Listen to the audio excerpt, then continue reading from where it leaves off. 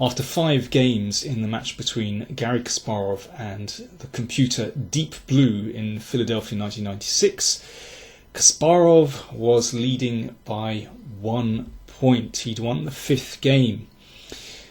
And they had just one more game to play, game 6. So if Deep Blue won the game, the match would be tied. So there was a lot riding on this final game.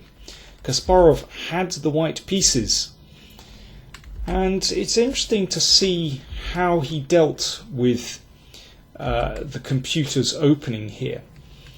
I think this 4th move, knight d2, gives us a big clue as to how Kasparov wants to handle this game and what he's learnt from the games up to now in this match. Basically, he's making sure that there are no complications. Instead of something like knight c3, possibly allowing something like this with a double-edged position, he's solidly protecting that pawn on c4. No complications. Of course, putting your knight on d2 is not the most aggressive. It really belongs on c3, but it's safety first, and clearly that's what Kasparov has learnt here. So e3. And now this was the continuation of game 4,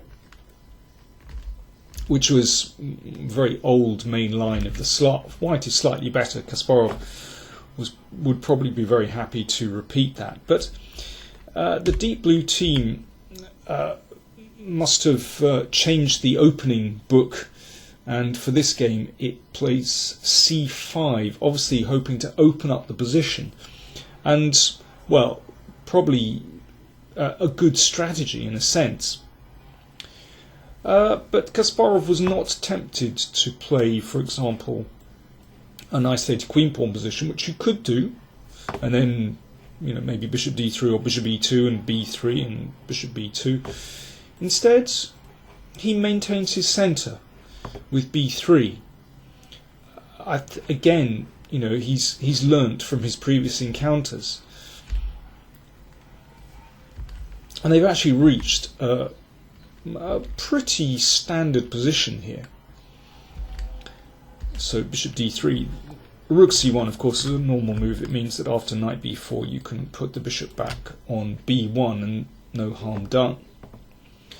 And here the normal move would be to play b6. And this is a very standard position. I mean, normally, actually, Black would have an extra tempo here. Remember, he's played c6 and then c5. So Black is actually a tempo down on normal lines, but it doesn't make a huge amount of difference in this position. And here, for example, if Black plays rook e8 and drops the bishop back to f8 and g6, bishop g7, rook c8, these moves, this is a very normal kind of position and very solid for Black. But it's so interesting to see Deep Blue's next move. It must have been out of its opening database now. It played bishop d7, not a very active move at all. The bishop really belongs on this diagonal. But certainly in those early days, or relatively early days, of chess playing computers, often computers were reluctant to kind of weaken squares like this, and often they declined to go to play a fianchetto, I should say. So that's probably why it went bishop d7, but this is not where the bishop belongs. It's quite passive. So already Kasparov's relatively modest opening treatment has paid off.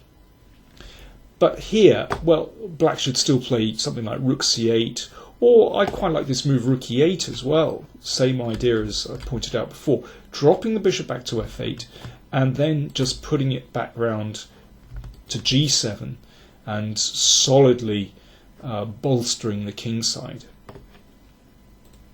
But instead, Deep Blue comes up with a very odd move indeed, knight h5. Now, sometimes in these kind of positions, it's nice to be able to put a knight on f4, but here it really isn't appropriate. I mean, particularly when the bishop stands on d7, it's not going to support.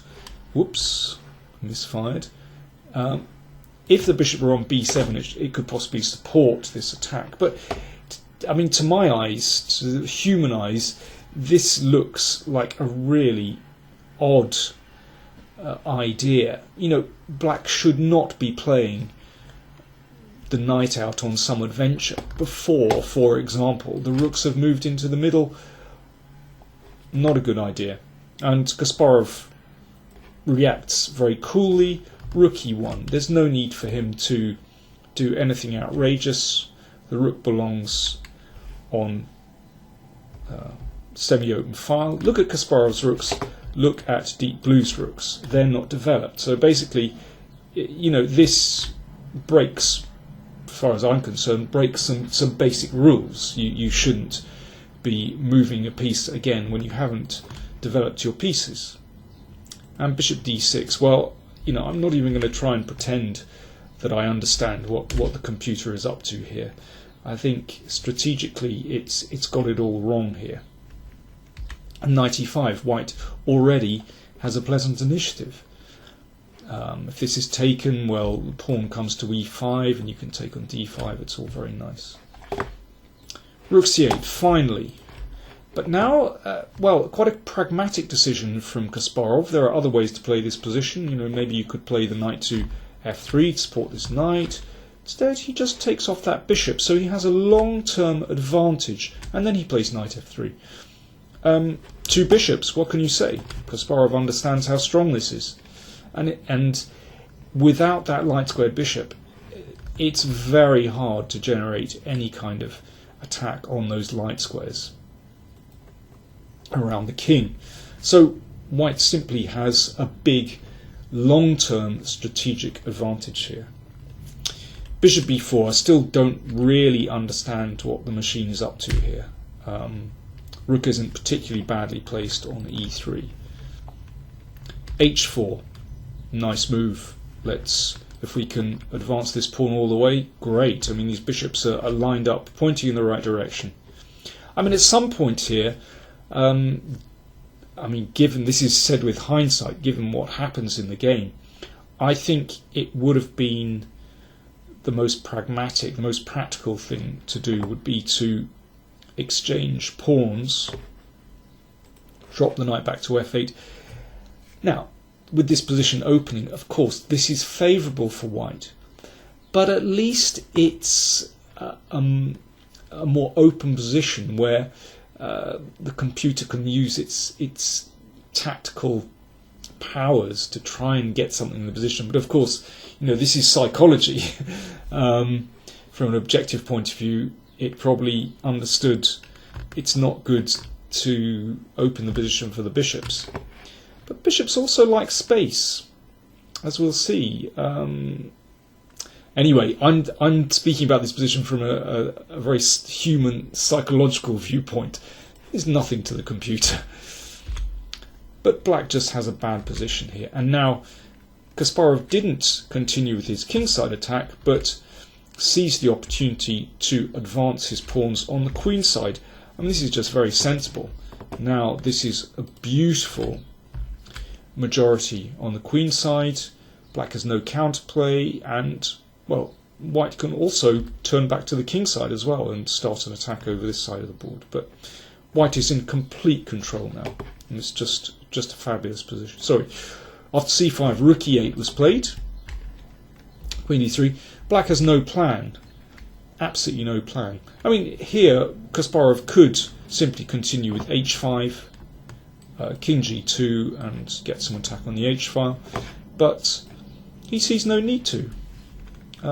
It's very nice. He's understood that all he needs to do is hold this position, and actually he's just squashing black on the queen side. I mean, this is very nice play. So he's taking no risks whatsoever, no complications in the position. I'm just going to fast forward a little bit. Kasparov just rolling his queenside majority down the board. Now, a6. It's hard to offer any decent suggestions for black here, but the problem after a6, b6, that bishop is now completely locked out of the game, and as is the rook, of course. That bishop has no moves along this diagonal, so this is just in the long term a completely lost position. And Kasparov, again, he understood that he didn't need to rush it, so he's just putting his pieces on very nice squares. He'll probably double on the e-file. He might go for a kingside break. He might manoeuvre the knight round to b4, queen back to d2, knight to b4. And basically, he's just waiting here. And his waiting paid off, because at this moment, Deep Blue lashed out with a tactic which exchanges pieces.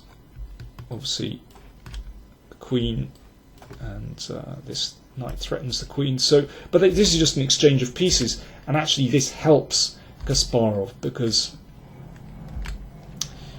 now, well, it's possible to attack on the king side as well, and this pawn break c6 is coming. So this is just absolutely hopeless. Let's just go on, and here we go, the bishop coming round. So no defence for black on the dark squares. The bishop is locked out of the game, and it's a comical position. You know, you can't imagine Kasparov facing opposition like this in any of his serious tournament games.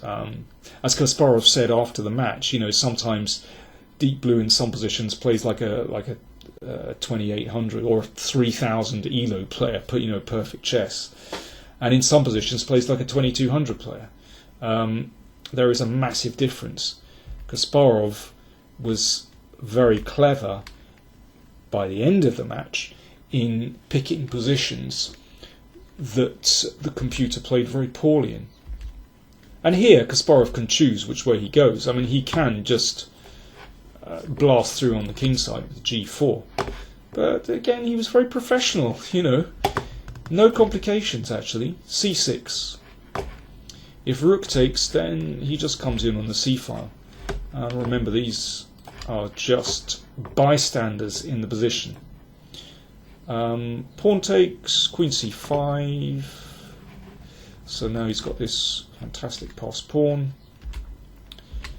The rook comes over, ready to support.